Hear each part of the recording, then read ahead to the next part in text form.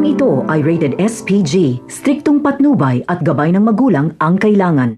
Hindi papatay ni Tanggol si Kidlat. May isang salita kasi si Tanggol. Hindi niya papatayin si Kidlat basta ituro lang nito kung saan dinala si Ramon at itinuro naman ni Kidlat. Hindi mag-aaksaya ng panahon sila Tanggol kaya agad nilang susugurin sila Lucio. Pagkakataon na ito ni Tanggol para gantihan si Lucio. Samantala, hindi naman nagtagumpay si Ramon sa pagtakas. Dumating kasi sila Lucio kaya muling nahuli si Ramon. Dito ay papahirapan si Ramon at halos mapatay na siya.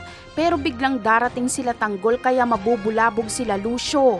Galit na galit si Tanggol kapag makita niya si Lucio. Maaalala niya kung paano nito pinatay si Oweng. Kaya naman, walang kalaban-laban sila Lucio kay Tanggol. Bukod sa wala si Kidlat at Teban, ay pinagpapatay na ni Ramon ang mga tauhan ni Sonia.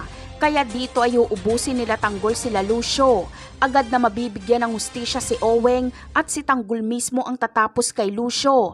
Maililigtas nila si Ramon at dadalhin nila ito sa tinutuluyan nila Tanggol at doon magpapahinga at magpapalakas. Malaking bagay na makasama ulit nila Tanggol si Ramon dahil magkakaroon sila ng malaking pera.